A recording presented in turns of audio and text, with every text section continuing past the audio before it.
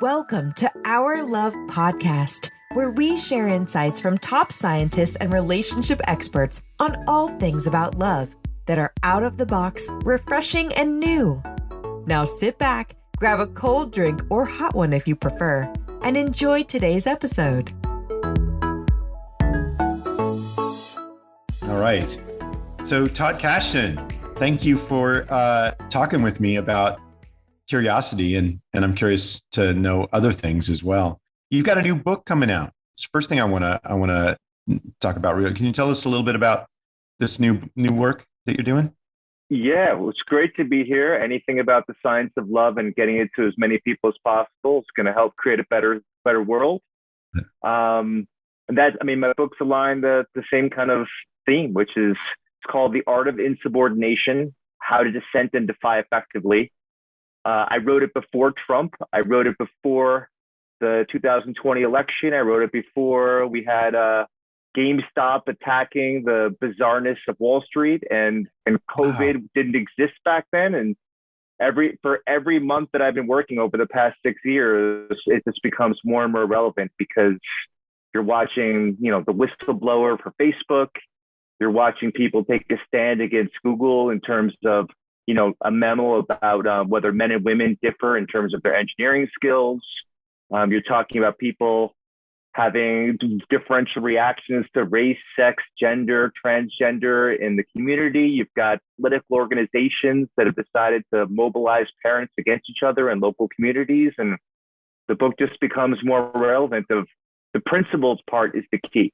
This is about what's the science behind principled dissent against social norms that are destructive or problematic, or systems that are destructive or problematic. Principled. So it seems like there's going to be some relevance here for dealing with a relationship too, where, let's say, occasionally disagreements might arise. Oh, yeah. I mean, one of the most interesting things is when you hear hyperbolic statements like this is the most ideologically conflicted time in the history of America. And you have to know a little bit about history. I mean, you're in James Monroe's house right now as we're talking. I mean, if you go to the 1800s, you didn't have an argument on Twitter. You took someone into a field and you had a duel and you actually shot them in the chest.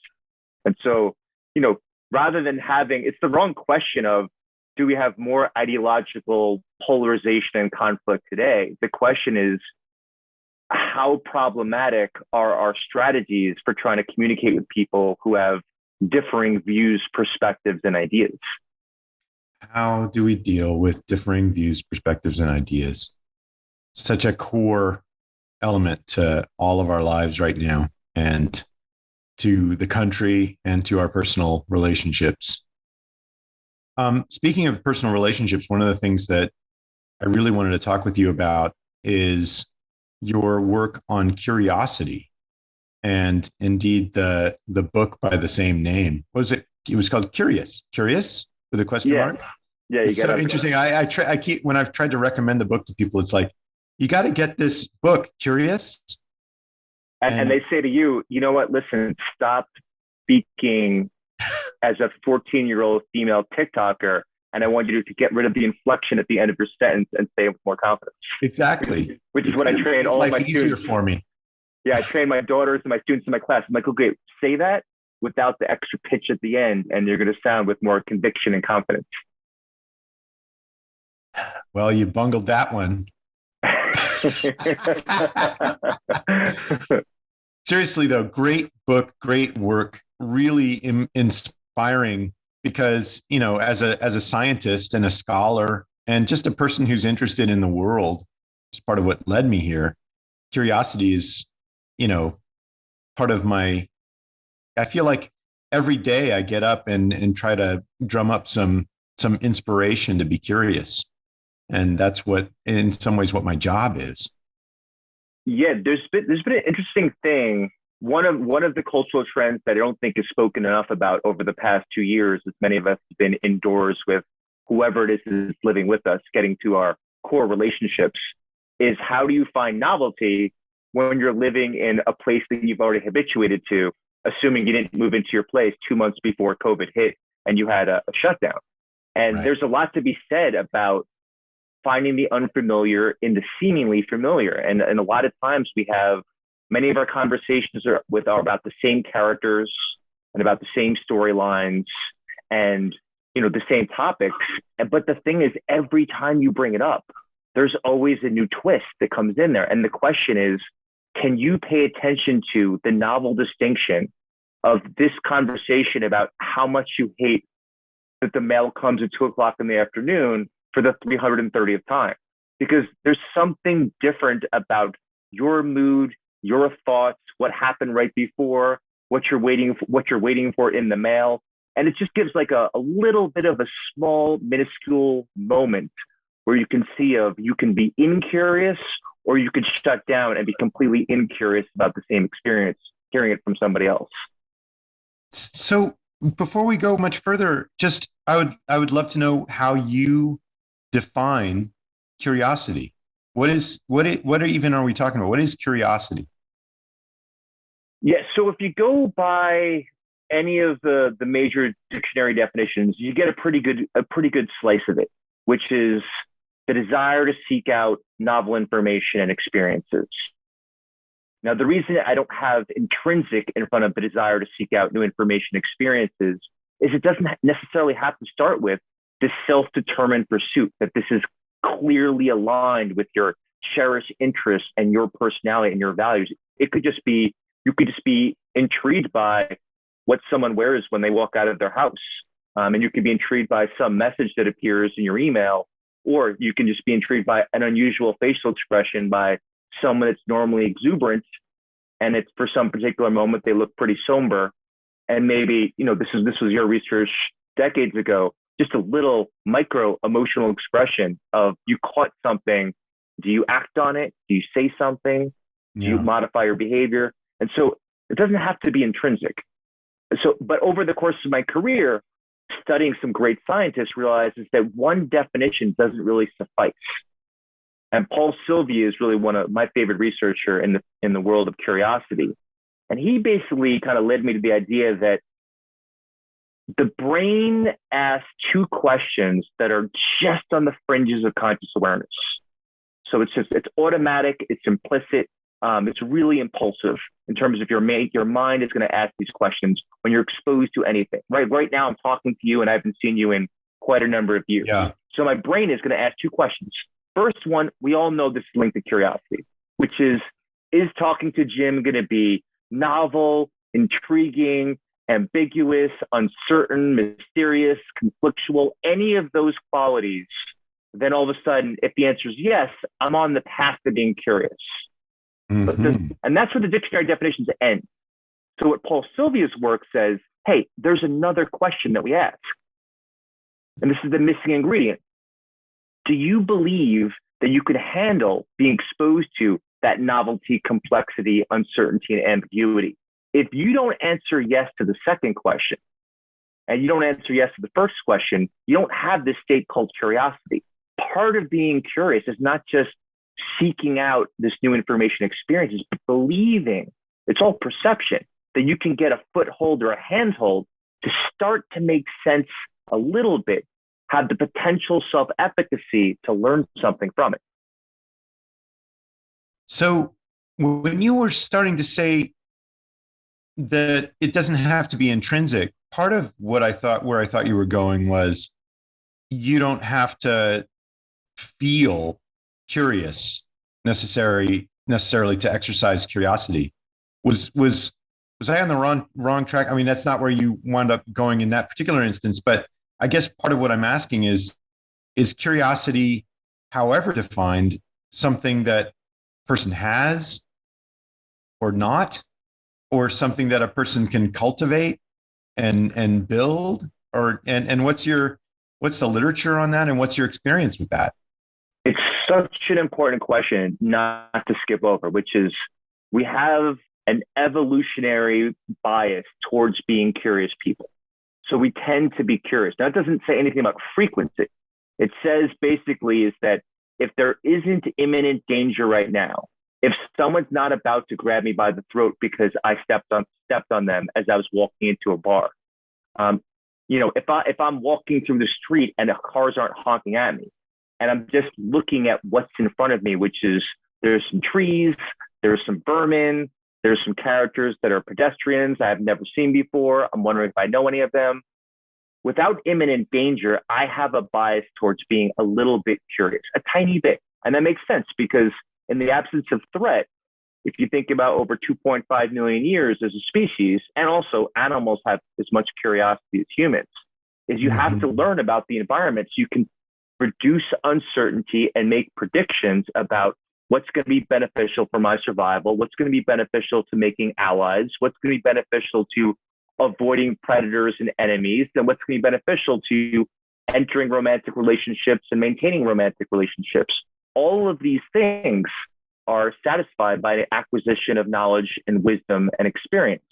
So we have this built-in mechanism to lean towards curiosity, but we can learn how to be more curious, more intensely, more frequently, and by more domains in our lives. And that's something, this starts with Ellen Langer's research in the 70s and continues to today.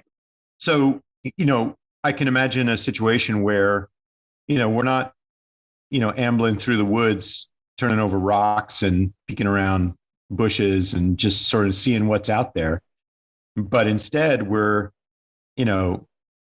talking to a hostile negotiator about whether to implement a mask mandate, or whether let's make it a little closer to home, where you're talking with your spouse about who's going to pick up the kids on that day where you both have a hugely packed schedule.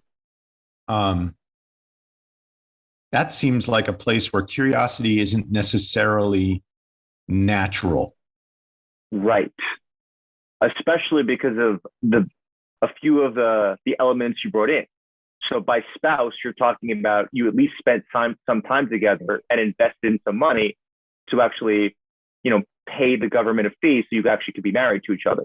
So you know each other, and that collective knowledge and of the shared experiences decreases the propensity to be curious because things become less and less novel as you learn more information about it, unless you start to become more finer grained in looking for the ever so slight distinctions of how they're changing over the course of time and how they respond differently to, two similar elements of your environment. So just to give an example, pre-COVID, back in the day when you open the newspaper to see, what movies are going to be playing in a movie theater, most of us who have been married, or I should say in a romantic relationship for over 10 years, can probably predict with pretty good accuracy of how our partner is going to respond to every single thing that comes out that week in the movies. But the thing about it is, what we forget about is we're going on their general patterns of how they respond to genres, right? Is it a romantic comedy? Is it a horror movie? Is it some action movie with Vin Diesel? Are you going to have Brad Pitt shirtless fighting someone, in the gutter somewhere? What it doesn't attend to is that people's moods in that moment influence the decisions they're going to be making. This is kind of the affect infusion model, is that we don't have access to their internal state, and their internal state makes that a very novel experience. So as opposed to saying, hey, listen, I know you're probably going to want to see this movie. Let's go check this out. We can say, I have no idea what you're thinking and feeling right now. So let me know what are you leaning towards in terms of intrigue? What's on this list? And it's a very different approach. It goes from all assumptions to an exploratory conversation. So what then does curiosity do for a couple, let's say? How does it help? I mean, we can do all of these things, but why might we want to? So we can think of what are the fundamental motives of being a human trying to last as many days and years on this planet. And there's several motives in there. So if you think from evolutionary perspective, you can think of, I want to avoid threats. I want to make friends. I want to avoid toxins. want to maintain relationships, I want to have a legacy, and I want to focus on some level of generativity for the next generation. And whether that's having kids or whether that's, writing books or doing science or creating art or whatever it is, or just even giving advice, or even talking to and being a source of support for the younger generation. So these are like fundamental goals that we have. Yeah. So the notion of curiosity, when you think from the perspective of fundamental motives and goals, every one of those domains is where there's going to be a lot of novelty and a lot of things that you don't know until you walk out of this room and enter the big, messy world of feral humans. So in terms of friendships, is if you haven't seen, I haven't seen you for years.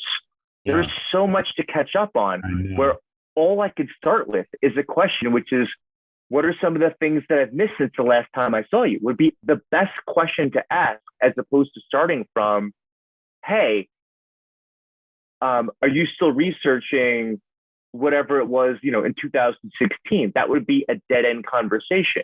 But a place of curiosity is, I'm showing that I'm invested in your attempts to flourish and grow as a human being by even asking that question. So that's one of the benefits in terms of maintaining a friendship. It's a signal. It's a signal of, I care about your well-being and you're important to me, and what you're interested in is important to me. So when you enact curiosity, you aren't merely sort of supporting your own experience of the world. You're doing that, which I think is great, but you're also communicating something social, if you're curious in a social context, and that is that you are worthy of my curiosity. When I think of curiosity, I often think of just my curiosity, but there's an interesting flip side to this, which is, what happens to me? What happens to my psychology, my emotions, when someone is curious about me, genuinely, authentically curious about me and my experience? Yeah. So we know this. So, you probably know I've conducted several studies of this. Like, what does it feel like to be the recipient of someone else's curiosity? So there's a few things that are really interesting. One is their vitality increases. Their vitality increases, so they get more energized. Yeah, so think of it less of, hands in the air, Tony Robbins, $10,000 motivational speaking tour where we're jumping on a trampoline, screaming at 90 decibels. Think of it more as Csikszentmihalyi's flow states, where you get the energy to, you're now in this moment with more gravitas of, this is a place where I feel comfortable, because I know I've gotten the license to explore from this person's curiosity. And that's a beautiful thing. So there's another element of this, which we just touched upon before we pressed record, which is when I express curiosity with an open-ended question of, hey, Jim, by the way, what is it like to be in a historical house by James Monroe that goes there? And you can see, I'm not just asking a question. There's a level of enthusiasm and nonverbals in the way I ask that question, where I'm ready to sit back and just listen to what's coming at you. Now, what that does is, it's basically giving you a license of, like, oh, now I have a forum to be creative. There's no judgment whatsoever. This is a character that actually wants to know about history, because they made a reference to not just a cool architectural house, but he mentioned James Monroe. Those little details, and you don't want to obsess over these things, because then none of us would ever talk. We'd have 7-second lags before every time we communicate in a conversation. But when you add those level of details, what happens is I'm basically saying implicitly, Jim, be creative. There's no judgment here. Nerd out on history. I'm ready to listen. Whatever excites you, that happens there. And there's a lot of power there, in terms, I should say, a lot of empowerment about letting you be you. And, I can feel that, because just the hypothetical situation, I want to start talking about the house right now, but we've got some work to do. We'll get there.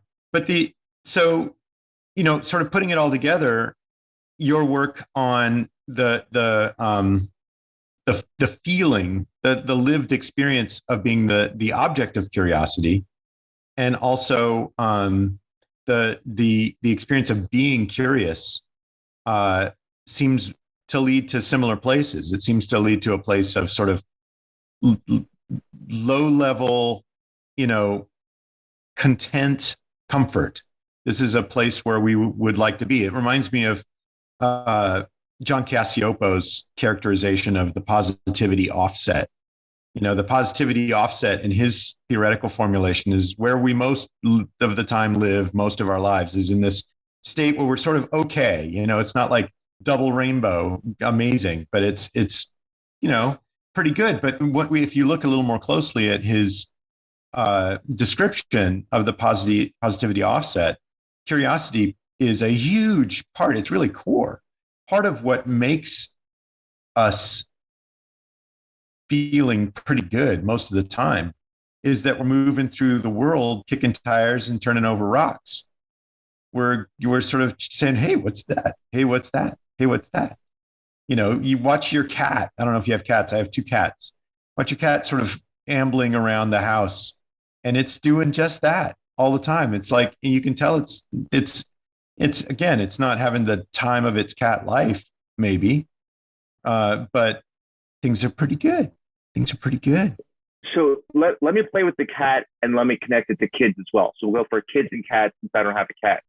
One of the things about having the cat as well is we don't have a really well developed theory of mind for our feline friends that are living near us. We're taking huge inferential leaps in terms of what they're thinking. I think it was Philip Dick, my favorite science fiction writer from the 60s, who he had this description of a guy who was developing paranoia in one of his novels. And essentially he believed that when he left the house to go to work or the supermarket, that his cat was basically taking his pillowcase off his pillow and going through the house and finding everything that he wants and creating this huge stash, playing with everything, licking everything, touching everything, even inviting other cats over to play with it, and then knew with this extra senses beyond the five senses when he was coming home, and then would stash everything back to the normal spot.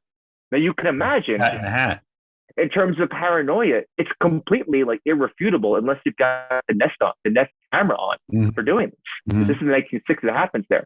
But what I loved about the example of paranoia is using our imagination to try to get some alternative realities that are possible for someone else who we're with and when we're not with them happens there. And I think we often let people fall to the wayside and really are so self-absorbed and so egotistical how we go through the world that it really leads to empathy failures where we're unable to experience the perspective of another person because we're not curious enough to get out of our own head and imagine the alternative ways that another person is walking through the same day in different circumstances. We create assumptions and we make projections and we fail to understand because we don't bother to ask in some ways because it's easier to just not.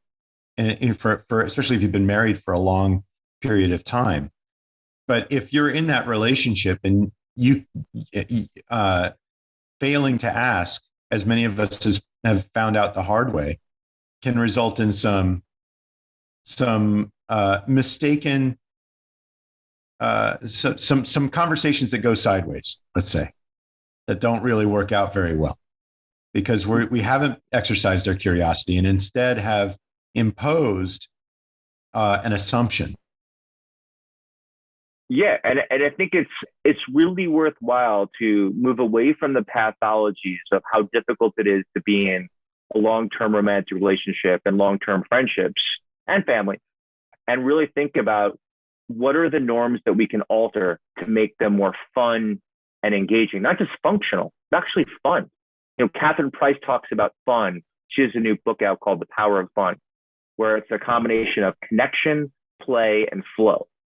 And in there, to me, when I envision this kind of triangular model of fun, I imagine curiosity, like really as a central nucleus of this, is to really connect with someone else you have to have an appreciation for wanting to know the other person's experiences. And in terms of play, you have to let your scripts dissipate of how you normally interact, and just be, whatever the goofball, unfiltered, raw version that you are. And part of the connection part is that you've both self-selected a relationship where you can, Irving Goffman's language, take off the mask and take off the performative aspects of entering a social world. And now you're in the green room, and you just get to cuss, you get to say what you don't like, you get to say, like, with really expressive love, what you care about. Your hugs are extra squeezy, and your emotions are a little bit more intense. You allow the tears to flow down your face. You actually talk about how your smile hurts as opposed to just smiling. You could have these meta comments about what's happening as it's happening. And there's something really powerful and beautiful about having so much connection with the person that you are allowing yourself to be interested in who they are as they are, with no judgment whatsoever. And in there is like, that's the purity of a social relationship. Those moments where you really want to extract as much as possible for the rainy days when you do have conflicts, and you do have strains, and you do have to get groceries, and you do have to pick up the kids, and you do have to go over your taxes, and you do have to talk about, maybe we spent too much on, lattes this week from Starbucks. And so those moments are, you invest in those moments, not just to live in them, but actually to create, a storage chamber that you can return back to when things are a little bit more mundane that you've habituated to. I mean, what you're saying here is really profound, I think, because, it's not even only about cultivating curiosity, which is to say an interest in the things around you. And in particular, in the case of romantic couples, romantic relationships, in your partner and in their interests and desires and histories and how they might change and how they stay the same. But also you're talking about creating a space within which vulnerability is welcome. And that suggests to me that vulnerability and curiosity are sort of braided together in a healthy relationship. Because when you start being really curious, that's just part of the equation. That's just one side of the equation. The other side of the equation is responding to a curious partner in a way that's honest and vulnerable. Yeah, it brings us back to, the secure base and the safe haven from Bowlby. And I know that, you and David have written quite a lot about this, where curiosity plays with both of these things. So the idea that your partner can potentially, and hopefully a lot of people listening, they have this, where there's a secure base. When you're feeling a high level of negative emotionality, anger, desperation, disappointment, fear, that you could go to someone and they can soothe you. And then there's the safe haven, which is often ignored. And this is kind of one of the reasons why I invested so much of my career studying curiosity. The safe haven is very different. It's basically saying, I have so much care for you as a person that I want you to go forth into the world with or without me and grow and expand. And when you come back as this new character from new experiences, even if it's just, you just going to hang out at a fire pit with a bunch of friends, you're going to have new information and new stories that I don't possess, that are yours alone. If you want to share them, that's awesome, because I am welcoming you, the new expansive version of you. And so really curiosity plays with both, in terms of you're interested in the vulnerability of the secure base, and you're interested in the self-expansion that occurs as the safe haven. And really to me, the optimal partner, again, this goes for friends, romantic partners, or family, or colleagues, is that you would be a secure base and a safe haven. Wow. Good stuff. And so if you can cultivate that kind of interaction in the best of times, the other thing that you said is that it then can be a tool that you're that you're used to using and that you have easy access to in some of the darker times. One of the things that we know, for example, from Gottman's work, some of the work that I've done with him and others, is that defensiveness follows critical comments, sort of like night follows day.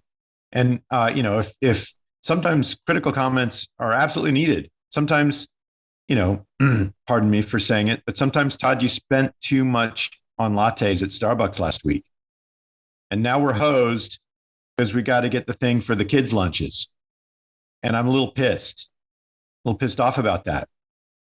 Now, if you're like most of us, Todd, you may not be because you're the curiosity guy.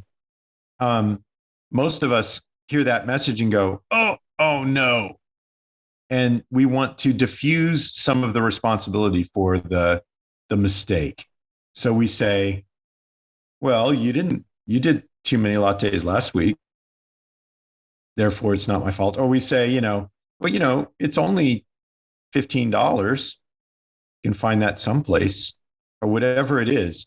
And then what we know is that moment where you deflect responsibility starts this sort of satanic volleyball game that just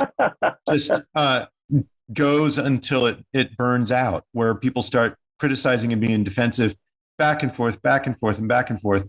And that white hot volleyball stays in the air because of defensiveness. You can't resolve it. So maybe a moment of curiosity could save us from this. I don't know. I adore hypotheticals and thought experiments. So thank you for playing with our homoerotic relationship, raising kids, and my coffee habit. It's my dream come true. I get to live in that house. So there's a few things in there, pivot points in there that are really valuable for points of access to improve the quality of not just the interaction, but the relationship. One of them, the first thing that comes to mind is I always think of the importance of thinking of psychological time is something that we can play with and manipulate in our relationships. So let me break that down, because that sounds much more sophisticated than it actually is. And this will be very relevant to anyone that has kids will understand that psychological time has to be at your forefront. You are allowed to make mea culpas and make shifts in whatever you said or did in the moment at any given time later. And so, I mean, most of my existence, my eldest twins are now 15 years of age. More than 20% of our social interactions is me apologizing for something that I said earlier. And I think to connect to the prior discussion we just had, there's a great power, especially as their male role model, the dad in this relationship, that I can expose my vulnerability, that I felt guilty, that there's something that I did that I'm not pleased about with myself, and I'm imperfect, and I try to rectify that because I care about you in the relationship. So it's an important for the mea culpa, but I can always do this. You have to remember, this is one of your many, many superpowers as a human being that is attempting to create healthy, flourishing relationships. Part of that is turning your curiosity inward in terms of, did that come off the way that I wanted it to? What am I trying to attain with that statement, with that level of emotion that I expressed, by ignoring what they said, by getting upset at their particular behavior that they engage in? All of this curiosity turned inward is really important for the self-development. And by developing the self, I can then show that improvement in the very next statement that comes out of my mouth. Now, it requires a pause to do that. And you might need to settle your mind or settle your own emotions a bit. Yeah, and one of the things is you can ask for the pause. This is something that I've learned of many years of therapy for myself, is you have the agency to ask for a pause and say, you know what? I'm definitely overreacting right now. This is not how I want to respond. I just need a couple seconds to discombobulate myself and go listen to explosions in the sky and some instrumental soundtracks, and then come back. Is that okay with you? You're checking in. And think about how much is said by the ask for the pause. I care so much about the relationship that I recognize that there's some suckiness going on from me, and I'm asking for a plea because I know that we are equal contributors and partners in these decisions. I'm asking for a plea of like, can I have some time, because I care about how this comes across. And I'm also saying is that your emotions matter to me, your reactions matter to me, all by me asking for just some time so I can gather myself together and think about how I want to express myself. So interestingly, so practically, I say you spent too much money on the lattes. You have this moment where you're feeling defensive. And what you're telling me is that curiosity isn't only a matter of learning more about what I'm feeling. It's also a matter of learning more about what you're feeling and learning why you're feeling that way. And sort of taking a step back a little bit, giving yourself the space to explore answers to all of the above. But so many of us, I think in the heat of the moment, especially, and this is a really good, it is an important part about what you said about taking a pause. So in the heat of the moments, I'm not curious about my own defensiveness or rage or whatever. That's just what is, right? And I need to resolve it somehow, right? Not be curious about it. I need to make it go away. And there again, curiosity seems to allow things to be there rather than forcing them to go away. If my spouse is mad at me and I'm curious about that anger, that's in some ways a direct antidote to wanting to make it go away. It's actually wanting to know more about it. And if I am feeling enraged myself, I don't, that feeling is uncomfortable and miserable and sour. So we may want it to be gone. But if we can orient our mind towards figuring it out, or towards at least wanting to figure it out, then making it go away isn't necessarily on the table anymore. Yeah, we have some unpublished nerdy data showing that people that are more curious are more granular and specific in being able to describe and label their emotional experiences. And because of that, they end up being more effective at harnessing their negative emotions toward pursuing goals that they care about. So it's combining a few, one of the things that's tough about being a well-being researcher is, and I'm including myself in this category, all of us basically take one little tool, one little part of our personality, and we go to town on setting it and forget to think about the whole person and the whole being. And so you can really start putting these things together about you're curious about your internal states, you're curious about other people's external states. As a result of that, you tend to have a vested interest in understanding what it is specifically you're feeling. Is this physiological arousal? Is it anger? Is it guilt? Is it sadness? Is it disappointment? And you're thinking about the other person as well. And you're also thinking about how is my emotion as I raise it or lower it influencing your experience. And you can see really quickly, this gets very complicated in terms of the amount of things to pay attention to, because there's a lot of if-then statements that you're trying to explore.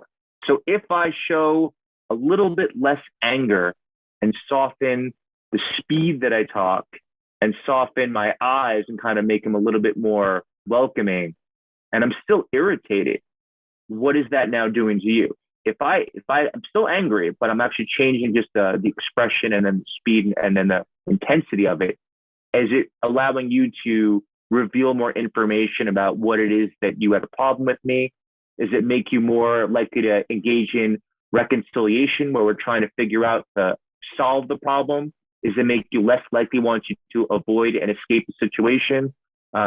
These are all things that we have to learn the patterns, but we also have to pay very close attention to when people deviate from the patterns and allow them. This is the crux of the book I just wrote. We have to allow people to deviate from the prototypical way that they behave, as opposed to labeling, Jim, you're an introvert, I'm more extroverted. Jim, you're more agreeable, I'm more cantankerous. Well, if we are in multi-year friendship and we're still stuck with these globular categories, we can't get into the specifics of when you get so enraged because this is really important and valued area for you, watch it. Probably, if I had to imagine, while you're an extremely kind, compassionate guy compared to me, my suspicion is, seeing you with your girls, is that if you saw someone really enraged at a child under the age of 10, that would push your buttons, and you might even step in and say something. So you would become the assertive / aggressive person, as opposed to me categorizing you prematurely as you're always the kind, compassionate guy. And then I don't respond of like, whoa. Like, who's this incredible Hulk Jim I just saw? That's not you. What are you doing? Like, what is that? You just blew up on that guy. You don't even know that guy. Like, who are you? That's a very typical way that people behave in relationships. If I give space to be interested in how you deviate from your typical personality profile, then I'm like, Jim, something you really care about. You cared about that enough that you were about to get into a fisticuffs with somebody. Interesting. Tell me more. And it's a very different approach to kind of us relating to each other. You're reminding me of one of my favorite movies, which is a movie that I highly recommend if you haven't seen it, and is in some ways all about curiosity. It's called My Dinner with Andre. And it's just two guys sitting and having a conversation. That's the whole movie. And people think, oh my God, that sounds like a nightmare, but it's actually not. And one of the things that it's hilarious and vivid and full of really fascinating stuff. But near the end, they're talking about relationships. And Andre Gregory says, this is the reason that people have affairs is because they get tired of what's new, and they want to go back to what's old. And Wally goes, what? That's sort of the opposite of what I typically thought. And he goes, oh, no. When you have an affair, it's all the same old feelings over again. And the little flirtations and, just speaking about Schopenhauer or some nonsense, he says. And then he goes, if you're with somebody for 40 years, you are really sailing into the unknown. You have no idea what's going to happen in your life, because at some point you can't replay all that old stuff. You can't do it. You have to start playing new stuff for real and for once. And it's a great irony that people believe that they're seeking new experiences when they go and have affairs. You just gave me the aesthetic chills. Wait, so let me ask you a question on that, because there's something that always bugs me about. I've been thinking a lot about rethinking masculinity, but also thinking about problems with cultural norms. Having written this book, which is, how often have you talked to your friends or people that were in relationships longer than you and asked them about how they maintain a relationship versus how'd you guys meet? Yeah. Such a good question. I feel so lucky to have worked with John Gottman and Bob Levinson and Laura Carstensen on some of these things, because, we got to ask these questions of couples. And one of the most fascinating things I ever did was code these conversations between elderly couples who'd been married for longer than 40 years. And, my first set of assumptions going in as a 23-year-old doing this work was that, these guys must have had easy, awesome relationships. These guys must have had no problems because they lasted that long. They must have like some genetic gift, or they must just be super nice, or they must have had really easy lives. Nope. Deaths of children, multiple affairs, financial crises, you name it. One or another of these couples that had been together for a long time had been through it. And almost to a couple, this is like 130 couples in that sample. They were glad they'd stuck it out.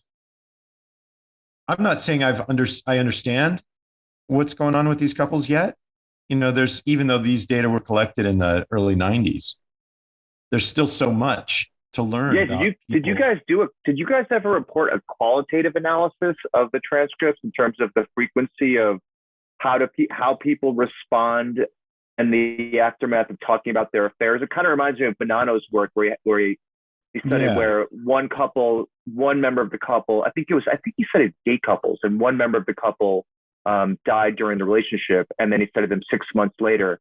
And then the more that they laughed in describing the nostalgic experiences with their bereaved partner was the better predictor that they were functioning afterwards. But what I like about what you're describing is you don't need, there's actually this term that just it just showed up in a New York Times article. A friend of mine showed it about ambiguous loss. And I love like when people give language to complicated things, which is you don't have to wait for the bereavement.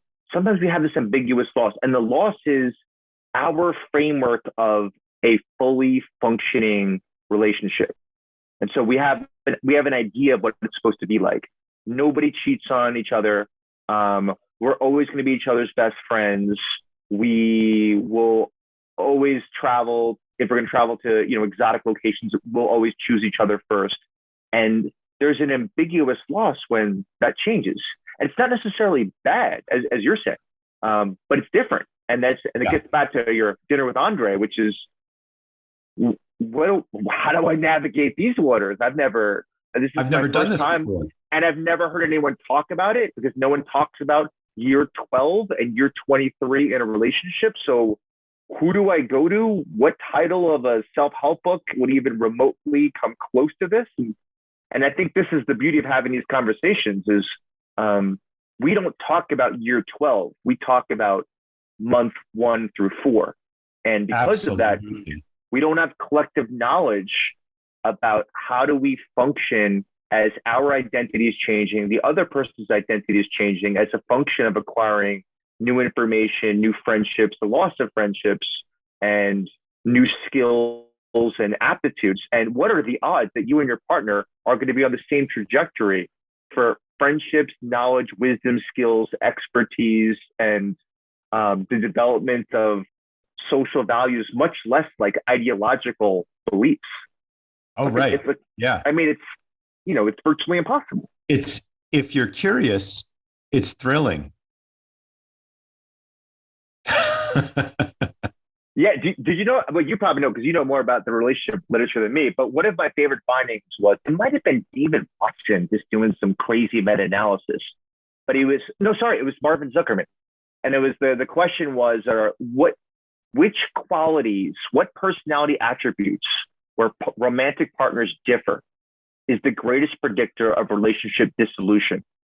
And what Marvin Zuckerman found was one of the biggest predictors besides religiosity was sensation seeking, and which is a variant of curiosity, right? Yeah. Basically, openness, the desire to seek new information experiences, and I'm willing to take legal, financial, and social risks to acquire those experiences. So the more that you differ from your partner on the willingness to take risks to acquire new experiences, the greater likelihood you're going to have a failed relationship. Well, that leads me to my last question in some sense. And I could do this like all day easily. Yeah, me too. I love you. I love you too. What do you think happens? What happens to a romantic relationship where curiosity is lacking? I mean, for me, you're starving a relationship of oxygen. This is if you're talking about you're sticking to a monogamous relationship, you're choosing one person for the romantic element of your life. And we'll put, polyamory on the side for now. The notion that you are going to allow boredom to creep in and disinterest to creep in, and your interests and proclivities to seek new knowledge and experience are going to be directed elsewhere to other people. To me, that's a relationship that is starving. It's The Hunger Artist by Franz Kafka of they're sitting in the house with you, not being fed, and day after day, you might miss the very slight changes of what that does, but you're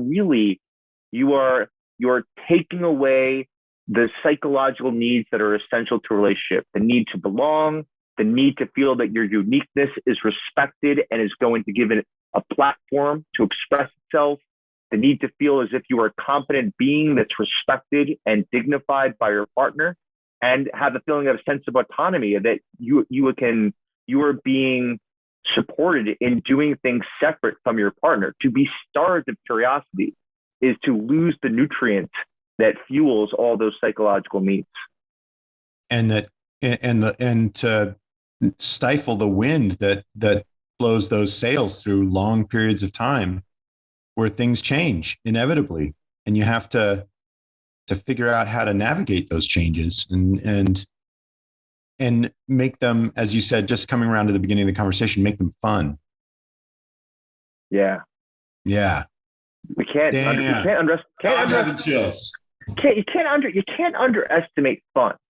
And I think people spend a lot of time talking about, almost every curiosity book I read has some reference to how many questions preschoolers ask, which no scientist has ever studied, compared to adults, right? And there's this big, significant decline, supposedly, probably. But what they don't talk about is the fun, the playfulness. Yeah. And I think there's a lot to be said as an adult, that there's this notion that we're supposed to be more somber and serious on a regular basis. Or that we're just constantly trying to hold together this volatile ball of rage and disappointment. Yeah, we're fragile creatures just trying to get by. There's no time for fun. There's too many things. Yeah. There's counters to be cleaned, and there's emails to toss into the archive to happen there. And I would say really reprioritize the order of those activities and push fun higher up the rank order. Yeah. Yes. All right. Well, thanks, Todd. That was really great. I wish we could go on all day. Yeah, you are just as good at this podcast as the last podcast. All right, man. Thanks for listening to Our Love Podcast. We hope you enjoyed today's topic. Please be sure to click subscribe to get future episodes and give us a 5-star rating to help others find us. We'll see you again next week, and we hope that you are experiencing your best love today.